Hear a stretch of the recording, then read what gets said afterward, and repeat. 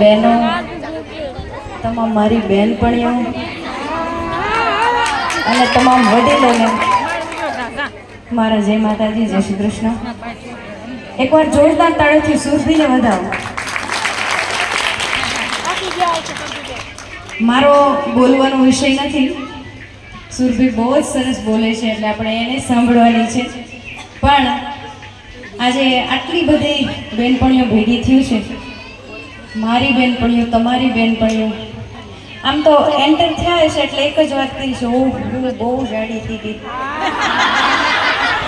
થઈ હશે, બહુ પતલી હશે કે વાહ આને કંઈક બીમારી લાગે છે, બહુ પતલી થઈ ગઈ. મેં જોઈ ત્યારે તો બહુ જાડી હતી. થયું છે ને એવું? પણ આજે આપણે કોઈ હરીફાઈ માટે ભેગા નથી થયા. આપણે બધા નાનપણની યાદોને તાજી કરવા માટે બધા ભેગા થયા છીએ. આપણા ગામ સાથે આપણી બહુ બધી યાદો જોડાયેલી છે. અને હું તો ગામમાં 2 ધોરણ ભણેલી છું, 6 અને 7. તોય મને ઘણું બધું યાદ છે. જો તમારી વાત કરું તો તમને તો બહુ બધું યાદ હશે. એ ભણવાની ઉતાવળ, સ્કૂલે જવાની ઉતાવળ, ઝઘડો કરવાની પણ એક મજા હતી. અને સુરભી સાચું કહું ને તો એ ટાઈમે અમારી બહેનપણીઓ છે ને એ બધી કલાકાર હતી. તે ઊંધું થઈ ગયું, થોડું ઉલટું. અમારા મનીષાબેન બધા બહુ ગાતા ત્યારે. આજે ગવડાવવાનું છે બધાને, આજ મારે ગાવાનું જ નથી.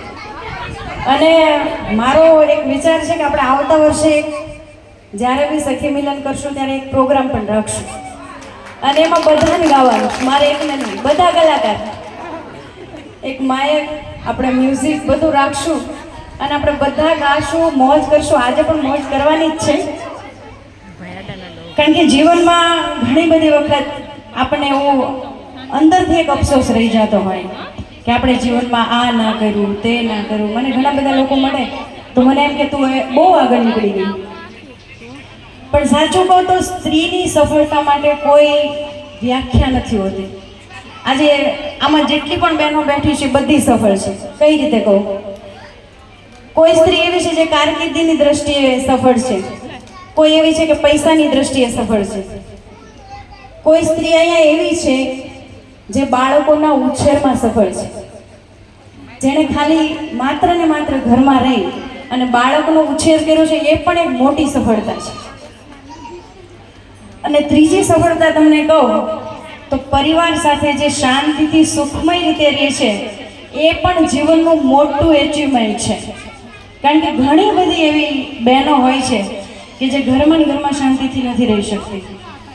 તો આમાંથી પરિવાર સાથે જે સુખીથી રહે છે, મારા માટે એમની મોટી સફળતા છે. મારા કરતાં પણ મોટી સફળતા જે એમણે મેળવી છે એ 2 સફળતા હું મોટી સફળતા કહીશ.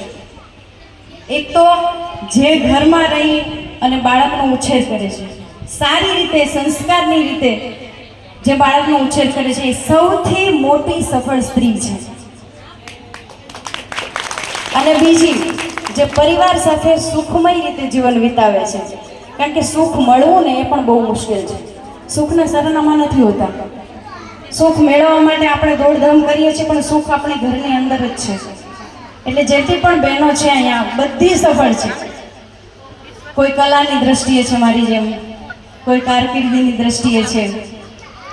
પણ જીવનમાં આપણને કોઈ દિવસ કોઈ અફસોસ ના રહેવો જોઈએ. મારે એક નાનકડી વાત અહીંયા કહેવી છે, પછી આપણે કાર્યક્રમને આગળ ધપાવવો છે. એક બેન એક જગ્યાએ નોકરી કરતા હતા અને એ એવી જગ્યાએ નોકરી કરતા હતા કે જ્યાં માણસ, દર્દી છેલ્લા શ્વાસ લઈ રહ્યો હોય એટલા બધા ત્યાં ખાટલા પડ્યા હતા દર્દીઓના. તો બેનને વિચાર આવ્યો કે આજે બધા દર્દીઓને પૂછું, માણસ જ્યારે મરતો હોય ને ત્યારે ખોટું ના બોલે, ત્યારે એનામાં 1% અભિમાન ના હોય, અહંકાર ના હોય, એ ત્યારે સાચું જ બોલે. એટલે બધાના બેડ ઉપર જઈને એ બેન પૂછતા હતા કે તમને વધારે જીવન જીવવા મળે તો તમે શું કરશો, શું બદલાવ લાવશો, અથવા તો તમને એવી શું એવો અફસોસ છે જીવનનો જે તમે જીવી નથી શક્યા. ત્યારે એક દર્દીની વાત કરતો એક દર્દીએ એવું કીધું કે મને કાશ હું મારા માટે જીવ્યો હોત. આપણે આપણા માટે જીવી જ નથી શકતા, આખું જીવન આપણે બીજા માટે જીવીએ છીએ. ઘણીવાર આપણે અહીંયા આવવા માટે પણ આપણે કેટલું વિચાર્યું છે, સખી સ્નેહ મિલનમાં હું ક્યાં કપડાં પહેરીશ. પહેલા સ્નેહ મિલનમાં તો મેં આ સાડી પહેરી લીધી, આજે આ સાડી પહેરીશ તો પછી ઓલી એમ કહેશે કે આને એક જ લાગે છે. આવું થાય આપણને. પણ તમારું મન કે ને એટલું કરો બસ. બીજા દર્દીને પૂછ્યું તમે શું કહેવા માંગો છો, એણે એમ કીધું મેં મારા મિત્રોને સાચવી રાખ્યા હોત ને તો સારું હતું.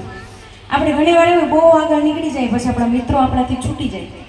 આજે ઘણી બધી બહેનો એવી છે કે જે એમની બેનપણીને પહેલી વાર જોતી હશે, 15 વર્ષે, 20 વર્ષે, 10 વર્ષે, 5 વર્ષે. તો આજે મળ્યા છો તો આજે કોન્ટેક્ટ કરી લેજો, નંબર એકબીજાના શેર કરી દેજો અને પાછા ફરીથી એ બાળપણમાં તમારી અંદરનું જે બાળપણ છે ને જીવંત રાખજો. કેલી તું તો મને મળી હતી, બેનપણી એટલે શું? એમાં કોઈ શબ્દોની ગોઠવણી ના કરવી પડે. એની યાર બોલવું હોય ને તો એના નામથી આપણે ના બોલાવીએ. હમણાં સુરભીએ કીધું ને એમ મુક્તિ, હે કેવા કેવા નામ બોલીએ આપણે, ભાવલી, રેખુડી, હે ગૈલી, કાજલી, કાજુડી. આમાં આપણે નામની ગોઠવણી ના કરવી પડે, આપણે શબ્દોની ગોઠવણી ના કરવી પડે. એ આપણે બેન પડે. ત્રીજી વ્યક્તિને પૂછ્યું કે તમને શું અફસોસ છે જીવનમાં.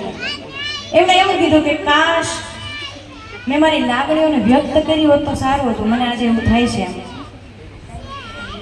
ઘણી વાર કેવું હોય કે આપણે કોઈને કહી ના શકીએ. આપણે એમ થાય કે આપણે એને જઈને કહી દેવું છું હું તને બહુ બહુ બધો પ્રેમ કરું છું, મને તારા ઉપર બહુ લાગણી છે, પણ આપણે આપણા ઈગોમાં, આપણા અભિમાનમાં આપણે નથી બોલી શકતા.